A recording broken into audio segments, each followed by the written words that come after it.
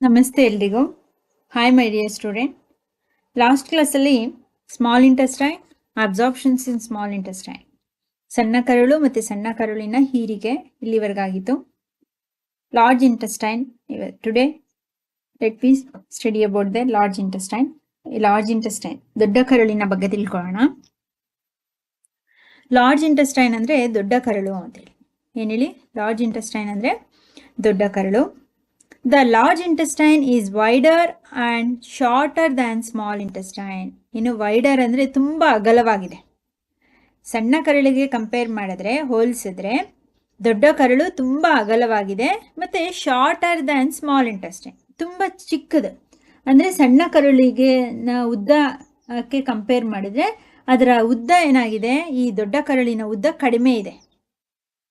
ಸಣ್ಣ ಕರಳಿಂದ ಎಷ್ಟಿದ್ದಾಯಿತು? 7.5 ಮೀಟರ್ ಇತ್ತು. ಆದರೆ ಇದು ನೋಡಿ, it is about 1.5 metre in length.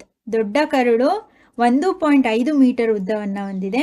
ಅದೇ ರೀತಿ ಸಣ್ಣ ಕರಳಾದರೆ 7.5, ಅದಕ್ಕಿಂತ 6 ಪಟ್ಟು 5.5ರಷ್ಟು ದೊಡ್ಡದಿದೆ.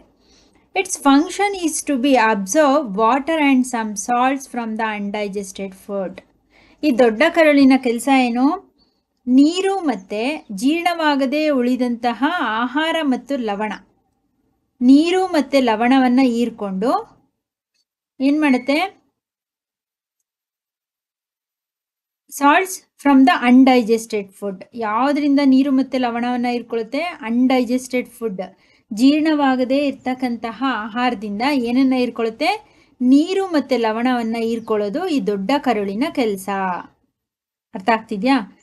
ಆಹಾರವನ್ನು ಚೆನ್ನಾಗಿ ಜೀರ್ಣ ಮಾಡೋದು ಯಾವುದು? ಸಣ್ಣ ಕರಳು, small intestine.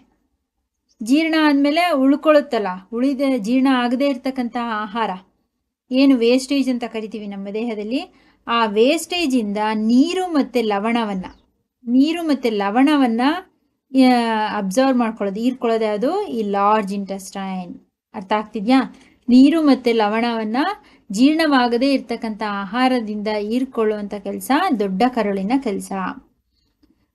Undigested food material. The remaining waste passes into the rectum and remains there is a semi solid faeces. ತ್ಯಾಜ್ಯ, ನೀರು ಮತ್ತು ಲವಣ ಹೀರಿಕೆ ಆಗಾಯಿತು. ಉಳಿದಂತಹ ತ್ಯಾಜ್ಯ ಏನಾಗುತ್ತೆ? ಇನ್ ಟು ದ ರೆಕ್ಟಮ್ ಅಂದರೆ ಗುದನಾಳ, ಅಲ್ಲಿಗೆ ಬರುತ್ತೆ. And remains there is a semi solid faeces. ಆಮೇಲೆ ಏನಾಗುತ್ತೆ? ಇದು ಅರೆಘನಾವಸ್ಥೆಯ ಅಲ್ಲಿಯೇ ಉಳಿದಿರುತ್ತಲ್ಲ, ಅಲ್ಲೇ ಉಳಿದಂತಹ ತ್ಯಾಜ್ಯ ಏನಾಗುತ್ತೆ?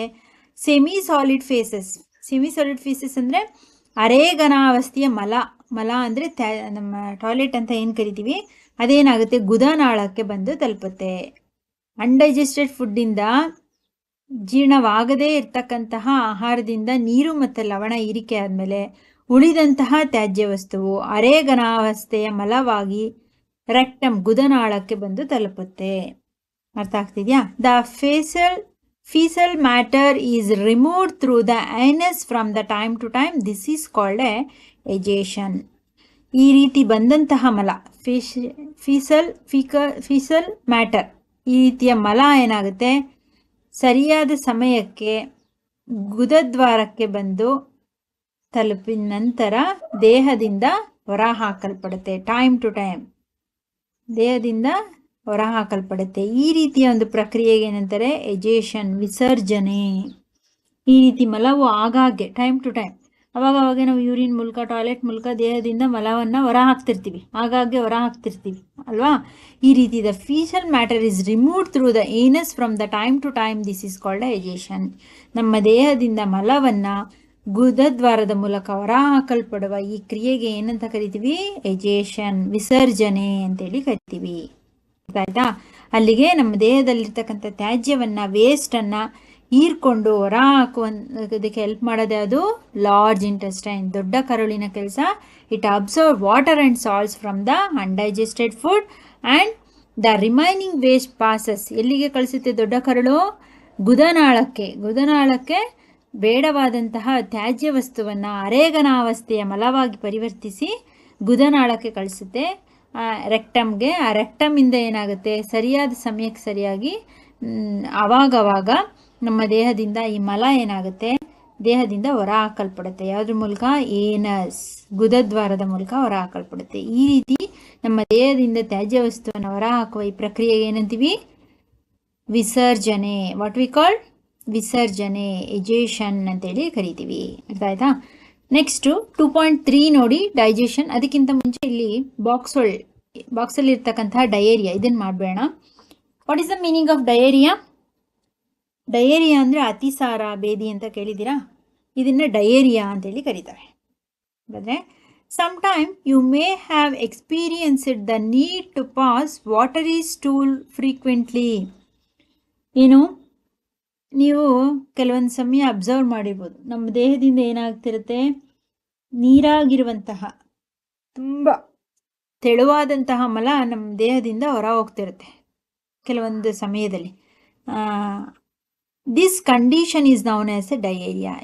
ಇಂತಹ ನಮ್ಮ ದೇಹದಿಂದ ನೀರಾಗಿರ್ತಕ್ಕಂತಹ ಮಲ ಹೊರ ಹೋಗುವಂಥದ್ದನ್ನು ಏನಂತೀವಿ? ಡಯೇರಿಯಾ, ಅತಿಸಾರ ಅಂತೇಳಿ ಕರಿತೀವಿ. It may be caused by on infection. ಇದೇನು, ಯಾವುದಾದ್ರೂ ಸೋಂಕಿನಿಂದ ಈ ರೀತಿ ಆಗಿರುತ್ತೆ, ಅಥವಾ ಫುಡ್ ಪಾಯ್ಸನಿಂಗ್, ಅಥವಾ ಆಹಾರ ಕಲಬೆರಿಕೆ ಆಗಿದ್ರೆ, ಅಥವಾ ವಿಷವಾಗಿದ್ದರೆ, ಆಹಾರ ಏನಾದರೂ ವಿಷಯುಕ್ತವಾಗಿದ್ದರೆ ಈ ರೀತಿ ಆಗುತ್ತೆ. ಆರ್ ಇಂಡೈಜೆಷನ್, ಅಜೀರ್ಣ ಆದರೆ, ದೇಹದಲ್ಲಿ ಅಜೀರ್ಣ ಉಂಟಾದರೆ, ಅಥವಾ ಆಹಾರ ವಿಷವಾಗಿದ್ದರೆ, ಅಥವಾ ಯಾವುದಾದ್ರು ಸೋಂಕಿಗೆ ಒಳಗಾಗಿದ್ದರೆ, ಸೋಂಕಿನಿಂದ ಸಹ, ಅಥವಾ ಕಲುಷಿತ ಆಹಾರವನ್ನು ಸೇವನೆ ಮಾಡೋದ್ರಿಂದ ಡಯೇರಿಯಾ, ಅತಿಸಾರ ಉಂಟಾಗುತ್ತೆ. It is very common in India. ಇದು ನಮ್ಮ ದೇಶದಲ್ಲಿ ಸಾಮಾನ್ಯ ಅಂತ ನೋಡಿ. ಹಾಗಾದರೆ ನಮ್ಮ ದೇಶದ ವ್ಯವಸ್ಥೆ ಹೇಗಿದೆ?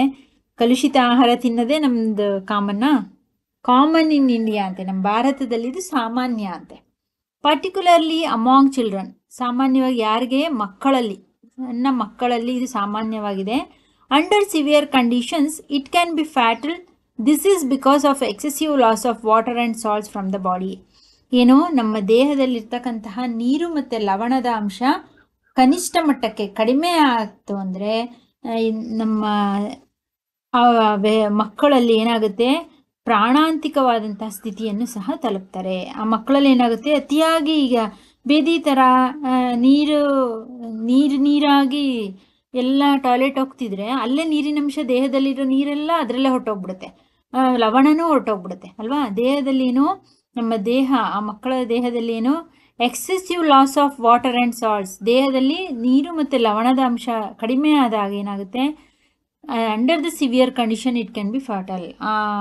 ಅಂತಹ ಸಂದರ್ಭದಲ್ಲಿ ಪ್ರಾಣಕ್ಕೆ ಹಾನಿ ಉಂಟು ಮಾಡುವಂತಹ ಸ್ಥಿತಿನೂ ಬರಬಹುದು.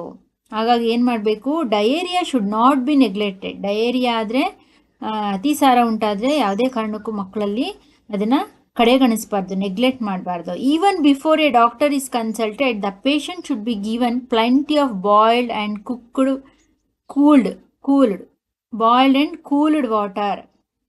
ಡಾಕ್ಟರ್ ಹತ್ರ, ವೈದ್ಯರ ಹತ್ರ ಕರ್ಕೊಂಡು ಹೋಗೋದಕ್ಕೂ ಮುಂಚೆನೇ ಏನು ಪ್ರಿಕಾಷನ್ಸ್ನ ತೊಗೋಬೇಕು ನಾವು? ಏನು ಮಾಡಬೇಕು? ಮೊದಲು ಪೇಷಂಟ್ಗೆ, ಆ ವ್ಯಕ್ತಿಗೆ, ಅತಿಸಾರ ಉಂಟಾಗಿರ್ತ ವ್ಯಕ್ತಿಗೆ should be plenty of boiled, ಚೆನ್ನಾಗಿ ಕುದಿಸಿರ್ತಕ್ಕಂತಹ ನೀರು, ಅದನ್ನು ತಣ್ಣಗೆ ಮಾಡಿ ಹೆಚ್ಚೆಚ್ಚು ನೀರನ್ನು ಕುಡಿಸ್ಬೇಕು. ಯಾಕಂದರೆ ನೀರೆಲ್ಲ ಹೋಗಿರುತ್ತಲ್ಲ ಟಾಯ್ಲೆಟಲ್ಲಿ ತೆಳುವಾಗಿ, ಹಾಗಾಗಿ ದೇಹದಲ್ಲಿ ನೀರಿನಂಶ ಇಲ್ಲ ಅಂದರೆ ಅದು ವ್ಯಕ್ತಿ ಸತ್ತೋಗ್ಬಿಡ್ತಾನೆ. ಹಾಗಾಗಿ ಏನು ಮಾಡಬೇಕು? Plenty of boiled and cooled water with a pinch of salt and sugar dissolves in it. ಚೆನ್ನಾಗಿ ಕುದಿಸಿರ್ತಕ್ಕಂತಹ ಚೆನ್ನಾಗಿ ಕುದಿಸಿರುವಂತಹ ನೀರನ್ನು ತಣ್ಣಗೆ ಮಾಡಿ ಅದಕ್ಕೆ ಸ್ವಲ್ಪ ಚಿಟಿಕೆಯಷ್ಟು ಉಪ್ಪು ಮತ್ತು ಸಕ್ಕರೆಯನ್ನು ಚೆನ್ನಾಗಿ ಅದರಲ್ಲಿ ಕರಗಿಸಿ ಆ ನೀರನ್ನು ಚೆನ್ನಾಗಿ ಆ ವ್ಯಕ್ತಿಗೆ ಕುಡಿಸಬೇಕು. This is called a oral rehydration solution. ORS packet ಅಂತ ನೋಡಿದ್ದೀರಾ? 1 ಸ್ಪೂನು ಉಪ್ಪು, 6 ಸ್ಪೂನು ಶುಗರ್, ಅದೆರಡನ್ನು ಮಿಕ್ಸ್ ಮಾಡಿ ನೀರೆಲ್ಲ 1 ಲೀಟ್ರ್ ನೀರಿಗೆ ತಯಾರು ಮಾಡ್ತಾರೆ. ORS ನಾವು ಮನೇಲಿ ತಯಾರು ಮಾಡೋದಾದರೆ, ಇದು ORS ಪೌಡರ್ ಅಂದರೆ ಅದು ಪೌಡರ್ ರೂಪದಲ್ಲಿರುತ್ತೆ. ಅದನ್ನು 1 ಲೀಟ್ರ್ ನೀರಿಗೆ ಹಾಕ್ಕೊಂಡು ಕುಡಿಯೋದು. ಓರಲ್ ರಿಹೈಡ್ರೇಷನ್ ಸೊಲ್ಯೂಷನ್ ಅಂತ ಫುಲ್ ಫಾರ್ಮ್ ಇದು.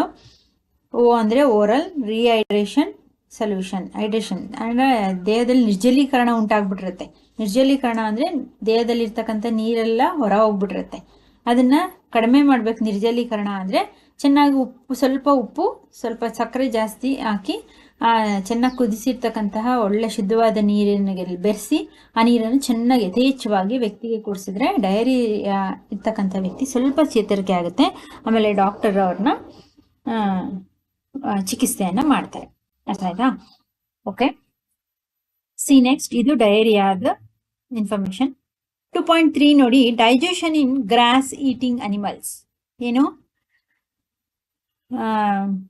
ಹುಲ್ಲು ಡೈಜೆಷನ್, ಗ್ರಾಸ್ ಈಟಿಂಗ್ ಅನಿಮಲ್ಸ್ ಅಂದರೆ ಹುಲ್ಲನ್ನು ತಿಂತಕ್ಕಂತಹ, ಈ ಹಸಿರು ಹುಲ್ಲನ್ನು ತಿಂತಕ್ಕಂತಹ ಯಾವ ಪ್ರಾಣಿಗಳಿದೆ ಅವುಗಳಲ್ಲಿ ಜೀರ್ಣಕ್ರಿಯೆ, ಜೀರ್ಣ ವ್ಯವಸ್ಥೆ ಹೇಗಿರುತ್ತೆ? ನಾವೆಲ್ಲ ಆದರೆ ಮಾಮೂಲಿ ನಾವು ಬೆಳೀತಕ್ಕಂತಹ ಕಾಳುಗಳು, ಧಾನ್ಯಗಳು, ಹಣ್ಣು, ತರಕಾರಿ ಇವುಗಳನ್ನ ತಿಂತೀವಿ. ಆದರೆ ಬರೀ ಹುಲ್ಲನ್ನೇ ತಿಂತ ಹಸು, ಮೇಕೆ, ಜಿಂಕೆ, ಆಡು, ಕುರಿ ಇವೆಲ್ಲ ಬರೀ ಹುಲ್ಲನ್ನೇ ತಿನ್ನುತ್ತೆ, ಅದರ ಆಹಾರನೇ ಹುಲ್ಲು. ಆದರೆ ಅವು ಹಾಗಾದರೆ ಅದನ್ನು ಹೇಗೆ ಜೀರ್ಣ ಮಾಡ್ಕೊಳ್ಳುತ್ತೆ, ಅದರ ಜೀರ್ಣ ವ್ಯವಸ್ಥೆ ಹೇಗಿದೆ, ಹೇಗೆ ಅದರಲ್ಲಿ ಜೀರ್ಣಕ್ರಿಯೆ ನಡೆಯುತ್ತೆ ಅಂತೇಳಿ ಅನಿಮಲ್ಸಲ್ಲಿ, ಪ್ರಾಣಿಗಳಲ್ಲಿ, ಅದರಲ್ಲೂ ಹುಲ್ಲು ತಿನ್ನುವಂತಹ ಪ್ರಾಣಿಗಳ ಜೀರ್ಣ ವ್ಯವಸ್ಥೆ ಹೇಗಿದೆ ಅಂತೇಳಿ. ಅರ್ಥ ಆಯ್ತಾ? See, have you observed cows, buffaloes and other grass eating animals chewing continuously even when they are not eating? ನೀವು ನೋಡಿರ್ಬೋದು, ಹಸುಗಳನ್ನ ಅಥವಾ ಎಮ್ಮೆ ಅಥವಾ ಕುರಿ, ಆಡು, ಮೇಕೆ ಇವುಗಳನ್ನ ಅಬ್ಸರ್ವ್ ಮಾಡಿ. ಗ್ರಾಸ್ ಈಟಿಂಗ್ ಅನಿಮಲ್ಸಲ್ಲಿ ಚೀವಿಂಗ್ ಕಂಟಿನ್ಯೂಯಸ್ಲಿ ಅಂದರೆ ಯಾವಾಗಲೂ ಅವು ಬಾಯನ್ನು ಅಳ್ಳಾಡಿಸ್ತಾನೇ ಇರುತ್ತೆ. ಬಾಯನ್ನು ಅಳ್ಳಾಡಿಸೋದು ಅಂದರೆ ನಿರಂತರವಾಗಿ ಅವು ಬಾಯಿಯಲ್ಲಿ ಜಗಿತಾನೇ ಇರುತ್ತೆ. Even when they are not eating ಅಂತೆ. ಅದು ಊಟ, ಅದು ಹುಲ್ಲನ್ನು ತಿಂದೇ ಹೋದ್ರೂ ಬಿಡುವಿನ ವೇಳೆಯಲ್ಲೇನೋ ಅದು ಯಾವಾಗಲೂ ಆಹಾರವನ್ನು ಜಗಿತಾನೇ ಇರುತ್ತೆ. ಯಾಕೆ? Actually they quickly swallow the grass and store in the part of the stomach called a rumen. ಏನು? ಹಸುಗಳು ಬೇಗ ಬೇಗ ಹುಲ್ಲನ್ನು ತಿನ್ಕೊಂಡು ಬಿಡುತ್ತೆ. ಸ್ವಾಲೋ ಅಂದರೆ ನುಂಗೋದು, ಬೇಗ ನುಂಗು ಬಿಡುತ್ತೆ. ಆದರೆ ಆ ತಿಂದಂತಹ ನುಂಗಿದಂತಹ ಹುಲ್ಲನ್ನು ಜಠರದ ರುಮೆನ್ ಎಂಬ ಭಾಗದಲ್ಲಿ ಸಂಗ್ರಹ ಮಾಡಿ ಇಟ್ಕೊಳ್ಳುತ್ತೆ. Store in the part of the stomach called a rumen. ಜಠರದ ರುಮೆನ್ ಎಂಬ ಭಾಗದಲ್ಲಿ ಆ ನುಂಗಿದಂತಹ ಆ ಹುಲ್ಲನ್ನು ಸಂಗ್ರಹ ಮಾಡಿ ಇಟ್ಕೊಳ್ಳುತ್ತೆ. ಹಿಯರ್ ದ ಫುಡ್ ಗೆಟ್ಸ್, ಇಲ್ಲಿ ಆಹಾರ ಏನಾಗುತ್ತೆ? Here the food gets partially digested and is called cud. ಇಲ್ಲಿ ಆಹಾರ ಏನಾಗಿರುತ್ತೆ? ಅರೆ ಜೀರ್ಣಕ್ರಿಯೆಗೆ ಒಳಗಾಗುತ್ತಂತೆ. ಪಾರ್ಷಿಯಲಿ ಡೈಜೆಸ್ಟೆಡ್, ಸರಿಯಾಗಿ ಸಂಪೂರ್ಣವಾಗಿ ಡೈಜೆಷನ್, ಜೀರ್ಣ ಆಗಿರಲ್ಲ, ಅರೆ ಜೀರ್ಣಕ್ರಿಯೆಗೆ ಒಳಪಟ್ಟಿರುತ್ತೆ. ಈ ರೀತಿ ಅರ್ಧಂಬರ್ಧ ಡೈಜೆಷನ್ ಆಗಿರುತ್ತಲ್ಲ, ಜೀರ್ಣ ಆಗಿರುತ್ತಲ್ಲ, ಇದನ್ನ ಏನಂತೀವಿ? ಕಡ್. ಏನಂತ ಕರಿತೀವಿ? ಕಡ್ ಅಂದರೆ ಮೆಲಕು ಅಂತೇಳಿ ಕರಿತೀವಿ. ಇಲ್ಲಿ ಪಹೇಲಿ ಮತ್ತು ಭೋಜನ ನೋಡೋಣ. Paheli wants to know why these animals can not chew food properly. Paheli ಅವಳಿಗೆ ಡೌಟ್ ಅಂತೆ, ಯಾಕೆ ಈ ಪ್ರಾಣಿಗಳು ಸಂಪೂರ್ಣವಾಗಿ ಚೆನ್ನಾಗಿ ಅಗದು ಆಹಾರವನ್ನು ತಿನ್ನಲ್ಲ? At the time they taken it, ಆಹಾರವನ್ನು ಹುಲ್ಲನ್ನ ತಿನ್ಬೇಕಾದ್ರೆ ಯಾಕೆ ಕಂಪ್ಲೀಟಾಗಿ ಅದನ್ನ ಚೆನ್ನಾಗಿ ಹಗದ್ಬಿಟ್ಟು ತಿಂದು ನುಂಗೋದಿಲ್ಲ, ಒಟ್ಟು ಹಾಗಾಗಿ ನುಂಗ್ಕೊಳ್ಳುತ್ತೆ ಅಂತ. Boojho wants to know why we cannot digest cellulose like a cattle do. ಬೋಜಾಯ್ಗೆ ಏನು ಡೌಟು? ಹಸುಗಳು ತಿನ್ನತ್ತಲ್ಲ ಹುಲ್ಲು, ಅದರಲ್ಲಿ ಏನಿರುತ್ತೆ? ಸೆಲ್ಯುಲೋಸ್. ಆ ಗ್ರಾಸಲ್ಲಿ, ಹುಲ್ಲಿನಲ್ಲಿ ಸೆಲ್ಯುಲೋಸ್ ಇರುತ್ತೆ. ಅದನ್ನು ನಾವು ಯಾಕೆ ಜೀರ್ಣ ಮಾಡ್ಕೊಳಕ್ಕಾಗಲ್ಲ ಅಂತ ಒಂದು ಡೌಟ್. ಆಯ್ತಾ? ಸಿ, ಕಡ್ ಅಂದರೆ ಮೆಲಕು ಅಂತ, ಮೆಲುಕು ಹಾಕೋದು. But later the cud returns to the mouth in small lumps and the animals chews it. ಏನಾಗುತ್ತೆ? ಈಗ ಹಸುಗಳು ಹುಲ್ಲನ್ನು ನುಂಗುಬಿಡುತ್ತೆ. ಆಯ್ತಾ? ಅದು ಸರಿಯಾಗಿ ಜೀರ್ಣ ಆಗಿರಲ್ಲ, ಅರ್ಧಂಬರ್ಧ ಅರೆ ಜೀರ್ಣ ಆಗಿರುತ್ತೆ. ಅದನ್ನು ಏನಂತೀವಿ? ಕಡ್, ಮೆಲುಕು ಹಾಕೋದು. ಅದು ಏನು ಮಾಡುತ್ತೆ? ಹೇಗೆ ಹಾಕುತ್ತೆ ಮೆಲುಕು ಅಂದರೆ ಆಮೇಲೆ ನುಂಗಿದ ನಂತರ, but later cud returns to the mouth ಅಂತ. ಆ ಹುಲ್ಲು ಅರ್ಧಂಬರ್ಧ ಜೀರ್ಣ ಆಗಿರ್ತಕ್ಕಂಥ ಎಲ್ಲಿಗೆ ಬರುತ್ತೆ? ರಿಟರ್ನ್ ಟು ದ ಮೌತ್, ಮತ್ತೆ ಬಾಯಿಗೆ ಬರುತ್ತಂತೆ. ಆವಾಗ ಏನಾಗುತ್ತೆ? ಇನ್ ಸ್ಮಾಲ್ ಲಂಪ್ಸ್, ಆ ಸಣ್ಣ ಸಣ್ಣ ಉಂಡೆಗಳನ್ನು, ಲಂಪ್ಸ್ ಅಂದರೆ ಉಂಡೆ, in the small lumps and the animals chews it. ಆವಾಗ ಏನು ಮಾಡುತ್ತೆ? ಆ ಪ್ರಾಣಿಗಳು, ಆ ಹಸು ಅಥವಾ ಆಕಳು ಏನು ಮಾಡುತ್ತೆ? ಬಾಯಿಗೆ ಬರುತ್ತಲ್ಲ ರಿಟರ್ನ್ನ, ಮತ್ತೆ ಅದನ್ನು ಚೆನ್ನಾಗಿ ಅಗದು ಜಗಿದು ತಿನ್ನುತ್ತೆ. ಅದನ್ನೇನು? ಕಡ್, ಮೆಲುಕು ಹಾಕೋದು ಅಂತೇಳಿ ಕರಿತೀವಿ, cud. This process is called a rumination. ಈ ರೀತಿ ಪ್ರೋಸೆಸ್ಗೆ ಅಂದರೆ the cud, put a bracket, rumination ಅಂದ್ರೆ the cud returns to the mouth in small lumps and the animals chews it. This process is called a rumination. ಅಂದರೆ ಮೆಲುಕು ಹಾಕುವುದು. ಏನು ಮೆಲುಕು ಹಾಕೋದು? ಒಂದು ದ ಕಡ್ ಏನಿರುತ್ತೆ ಆ ಕಡ್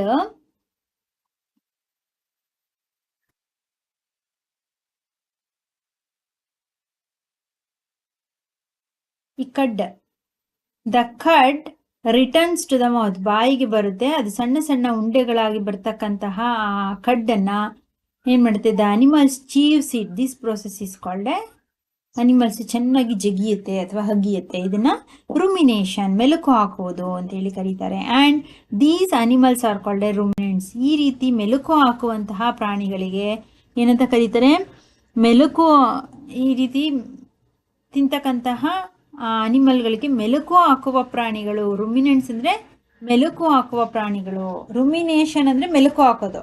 ರುಮಿನೆಂಟ್ಸ್ ಅಂದ್ರೆ ಮೆಲುಕು ಹಾಕುವ ಪ್ರಾಣಿಗಳು. These animals are called ruminants ಅಂತ ಹೇಳಿ ಕರೀತಾರೆ. ಅರ್ಥ ಆಯ್ತಾ? ಇಷ್ಟಿರ್ಲಿ.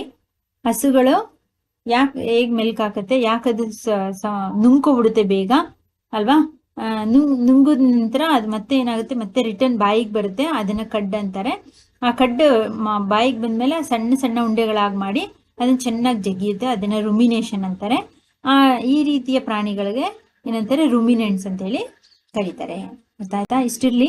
Next the grass. ಇಲ್ಲಿಂದ ಕಂಟಿನ್ಯೂ ಮಾಡಿ ಫುಲ್ 2.4 ಅದನ್ನ ಫಿನಿಶ್ ಮಾಡ್ತೀನಿ. ಏನಾದರೂ ಡೌಟ್ಸ್ ಇತ್ತು ಅಂದ್ರೆ ಡಿಸ್ಕ್ರಿಪ್ಷನ್ ಅಲ್ಲಿ ಹಾಕಿ. ಅರ್ಥ ಆಗ್ಲಿಲ್ಲ ಅಂದ್ರೂ ಅದನ್ನು ಡಿಸ್ಕ್ರಿಪ್ಷನ್ ಅಲ್ಲಿ ಹಾಕಿ. ಇವತ್ತಿನ ಹೋಮ್ವರ್ಕ್ ಕ್ವೆಶನ್ಸ್ ನ ತಗೊಳ್ಳಿ.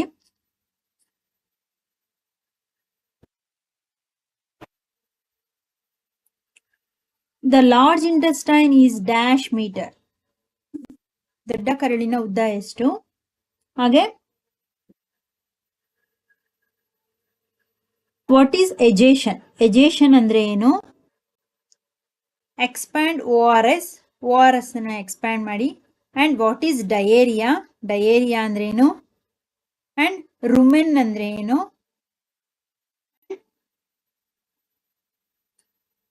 The example of ruminants. ಮೆಲುಕು ಹಾಕುವ ಪ್ರಾಣಿಗಳಿಗೆ ಎಕ್ಸಾಂಪಲ್ ನ ನೀವೇ ಕೊಡ್ಬೇಕು. ಇದು ಟೆಕ್ಸ್ಟ್ ಬುಕ್ ಅಲ್ಲಿ ಇಲ್ಲ, ನಿಮ್ಮ ಓನ್ ನಾಲೆಡ್ಜ್ ಇಂದ ಬರೀರಿ. ಯಾವ್ಯಾವ ಪ್ರಾಣಿಗಳೆಲ್ಲ ಮೆಲುಕು ಹಾಕತ್ತೆ ಅಂತೇಳಿ 4 ಎಕ್ಸಾಂಪಲ್ಸ್ ಅಂದ್ರೆ ಅನಿಮಲ್ ನೇಮ್ ಅನ್ನ ಬರಿಬೇಕು. ಅರ್ಥ ಆಯ್ತಾ? 4 examples. The 4 examples of ruminants and what is rumination. ಇದಿಷ್ಟು ಇವತ್ತಿನ ಕ್ಲಾಸ್ದು ಹೋಮ್ವರ್ಕ್ ಕ್ವೆಶನ್ಸ್ನು. You read. ಇದಕ್ಕೂ ಸಿಗುತ್ತೆ ನಿಮಗೆ ರುಮಿನೆಂಟ್ಸ್ ಅನಿಮಲ್ಸ್ಗೆ ಎಕ್ಸಾಂಪಲ್ ಸಿಗುತ್ತೆ. ಕರೆಕ್ಟ್ ಆಗಿ ಟೆಕ್ಸ್ಟ್ ಬುಕ್ ನ ಓದಿ 1 or 2 times you read in your textbook. ನಿಮ್ಮ ಟೆಕ್ಸ್ಟ್ ಬುಕ್ ನ ಓದಿ ಇಂಪಾರ್ಟೆಂಟ್ ವರ್ಡ್ಸ್ ನ ಅಂಡರ್ಲೈನ್ ಮಾಡ್ಕೊಳ್ಳಿ. ಆಮೇಲೆ ನಾನು ಹೇಳಿದಂತಹ ಈ ಕ್ವಶನ್ಸ್ಗಳಿಗೆ ಆನ್ಸರ್ ಮಾಡಿ. ಈಗ ಲೆಸನ್ ಕಂಪ್ಲೀಟ್ ವಿಡಿಯೋ ಬೇಕು ಅಂದ್ರೆ ಪ್ಲೇ ಲಿಸ್ಟ್ ಚೆಕ್ ಮಾಡಿ. ಕಂಟಿನ್ಯೂಸ್ ವಿಡಿಯೋಸ್ ಸಿಗುತ್ತೆ. ಓಕೆನಾ? Okay my dear student, thank you.